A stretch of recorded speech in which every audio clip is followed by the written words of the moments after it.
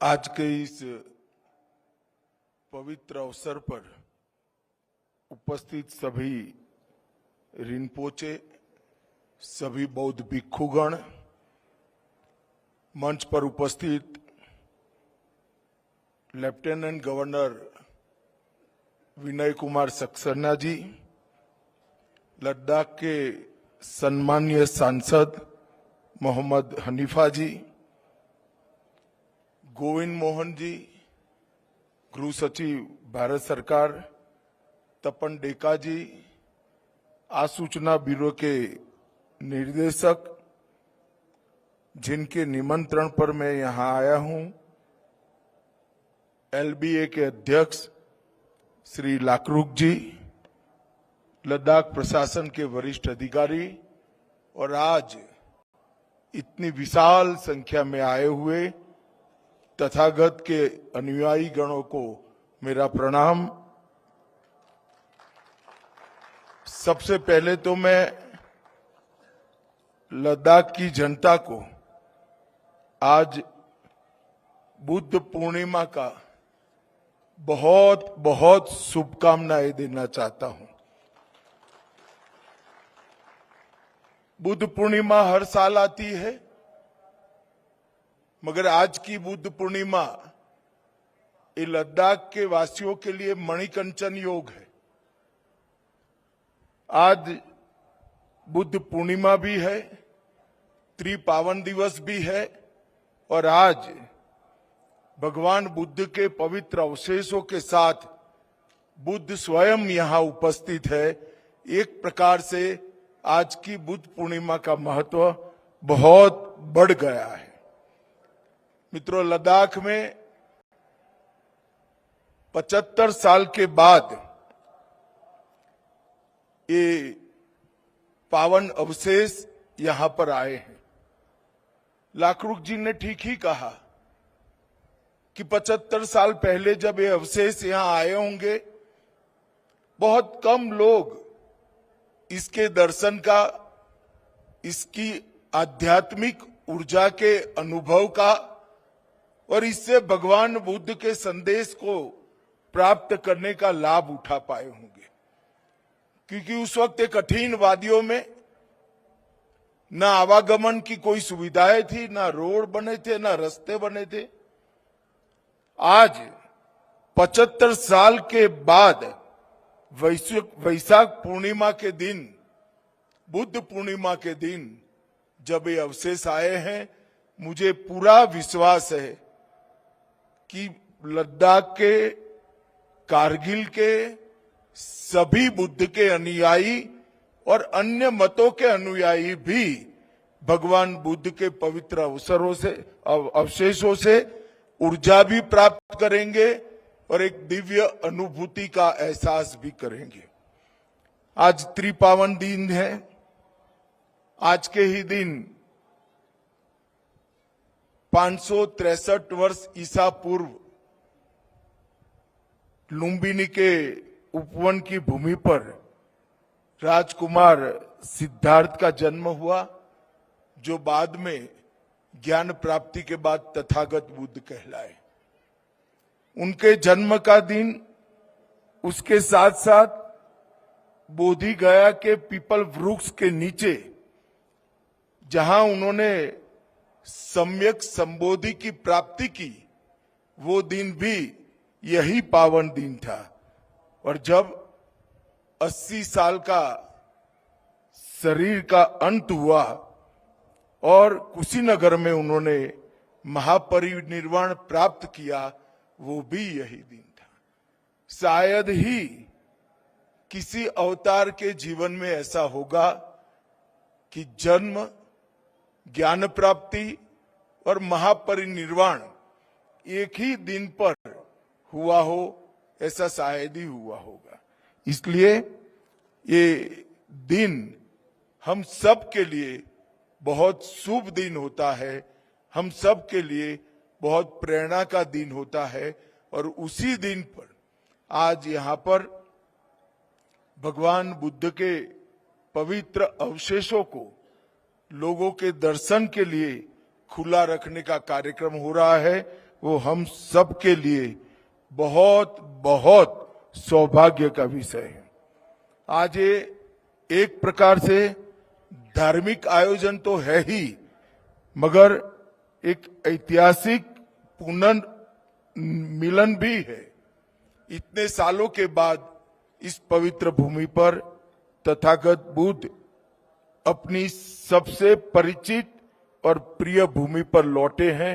ये बहुत सौभाग्य का विषय है। लद्दाख सैकड़ों सालों से धम्म की जीवंत भूमि रहा है। जब दलाई लामा यहां आते हैं तो वो कहते हैं ये भूमि केवल भौगोलिक भूमि नहीं है, ये भूमि बौद्ध संस्कृति की और करुणा की जीवंत प्रयोगशाला है। ये भूमि पर ज्ञान का संरक्षण भी हुआ, ये भूमि पर ज्ञान का संवर्धन भी हुआ। जब भी बौद्ध धर्म पर संकट आए, इस भूमि ने बुद्ध के उपदेश को संरक्षित करने का काम किया, और जब शांति काल आया उसको संवर्धित किए हुए, संरक्षित किए हुए ज्ञान को आगे बढ़ाने का भी काम किया। यही रास्ता था जो भारत में दिए गए तथागत के उपदेश को चीन और कई सारे देशों में पहुंचाने का माध्यम बना। हम लद्दाख की आध्यात्मिक पहचान 4 प्रमुख परंपराओं से बनी है: निंगमा, काग्यू, शाक्य और गेलुग। इसका मतलब है जो है वो उसको ऐसा ही देखे। वास्तव दर्शन एक प्रकार से जीवन का बहुत बड़ा ज्ञान है। दूसरा, गुरु की कृपा और निरंतर आत्मचिंतन, ध्यान ही मुक्ति का द्वार है। क्योंकि गुरु की कृपा से ज्ञान प्राप्त तो होता है, परंतु ज्ञान को आत्मसात करने के लिए ध्यान से इसको अपने साथ आत्मसात नहीं करते हैं तो मुक्ति संभव नहीं है। और ज्ञान साधना के बिना अधूरा है, और साधना ज्ञान के बिना अंधी होती है। तो साधना और ज्ञान का मिलन ही सही रास्ता है। और सबसे अंत में ये सब होने के बाद नैतिक अनुशासन नहीं है तो कभी प्रज्ञावान जीवन बन ही नहीं सकता है। प्रज्ञावान जीवन का मूल आधार नैतिक अनुशासन ही होता है। और लद्दाख की भूमि से निकला हुआ संदेश आज विश्व के कई मुमुक्षु के लिए जीवन को आगे ले जाने का कारण बना है। लद्दाख में इन पवित्र अवशेषों की उपस्थिति हमें याद दिलाती है कि भारत की सभ्यता हजारों वर्षों से शांति और सह-अस्तित्व का संदेश देती आई है। लद्दाख और कारगिल जैसे डाइवर्स प्रदेश के अंदर ये संदेश और भी प्रासंगिक हो जाता है। ये विरासत आज भी हमें कहती है कि संघर्ष और अशांति के बीच शांति और करुणा का मार्ग ही समाधान हमें दे सकता है। लद्दाख में कई सदियों से बौद्ध धर्म अलग अलग समय पर अलग अलग तरीके से पहुंचता भी रहा, पनपता भी रहा और विकसित होकर लद्दाख के बाहर भी गया। कश्मीर के बौद्ध अध्ययन, महायान दर्शन और बौद्ध कला का प्राचीन केंद्र था। वहीं से लद्दाख को सबसे पहले बौद्ध धर्म का संपर्क और संसर्ग और सत्संग करने का रास्ता मिला। सम्राट अशोक के दूतों ने कश्मीर गंधार के रास्ते में यहीं पर लद्दाख में बौद्ध प्रभाव की नींव रखी। दूसरा चरण आया कुषाण काल में, लगभग 1ली और 3री ईसा की सदी में। महायान बौद्ध धर्म का उत्कर्ष और उसका विकास लद्दाख तक पहुंचा और कई प्राचीन स्तूप, चट्टानी बौद्ध प्रतिमाएं, खारोष्ठी, ब्राह्मी अभिलेख इस बात के साक्षी है कि इस काल में भी यहाँ पर बौद्ध धर्म आगे बढ़ा। सिल्क रूट के कारण भी कश्मीर, लेह, यारकन, खेतान और तिब्बत को जोड़ने वाले मार्ग होने के कारण भी वस्तुओं नहीं, सिर्फ वस्तुओं के लिए नहीं, व्यापार के लिए नहीं, विचार के लिए भी ये मार्ग एक प्रकार से बहुत महत्वपूर्ण बना। भिक्षुओं के लिए पांडुलिपियां, कला शैलियां, जिनके साक्ष्य शिलालेख, मणिदीवारें, स्तूप और बौद्ध शैल कला में यहाँ पर उपस्थित मिलते हैं। चौथा चरण तिब्बती प्रभाव का आया 7वीं और 10वीं सदी में। महायान और वज्रयान परंपराएं तिब्बत से लद्दाख पहुंची और समृद्ध हुआ यहाँ पर तथागत का संदेश। और निर्णायक योगदान रिंचेन जांगपो 10वीं और 11वीं सदी में आया, जब संस्कृत ग्रंथों का तिब्बती भाषा में अनुवाद हुआ। 108 मठों की स्थापना हुई, अलची मठ की स्थापना हुई और बौद्ध धर्म को संस्थागत और स्थायी स्वरूप दिया गया। मित्रों, आज भी पूरे दुनिया में जहां जहां बौद्ध परंपरा है, लद्दाख से संवर्धित हुआ एक ज्ञान बहुत महत्वपूर्ण माना जाता है। आज ये पवित्र अवशेष यहाँ पर आए हैं, तब मैं एक बात कहना चाहता हूं। महायान बौद्ध साहित्य में कहा गया है, पवित्र अवशेषों का दर्शन करने का सौभाग्य जब मिलता है, तब बुद्ध का ही दर्शन करने का सौभाग्य मिलता है। और आज इतने लंबे समय के बाद लद्दाख की जनता को स्वयं बुद्ध का दर्शन करने का सौभाग्य मिल रहा है।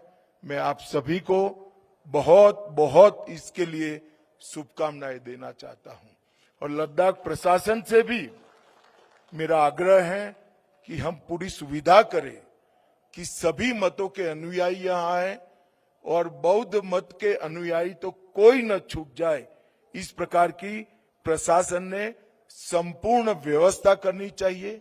यहाँ पर आईटीबीपी, सेना और लद्दाख प्रशासन अपने घर पर बुद्ध पधारे हैं, इसी प्रकार से आव भगत और सुविधाओं के लिए हमेशा तत्पर रहना चाहिए। मित्रों, अंत में मैं एक ही बात कहता हूं, भगवान बुद्ध ने जब ज्ञान प्राप्त किया और ज्ञान का प्रचार और प्रसार किया, अनेक भिक्षुओं को देश भर में फैलाकर ये ज्ञान का प्रचार किया। उस वक्त बुद्ध का ज्ञान जितना प्रासंगिक था, आज 2500 साल के बाद बुद्ध का ज्ञान दुनिया के लिए बहुत ज्यादा प्रासंगिक है।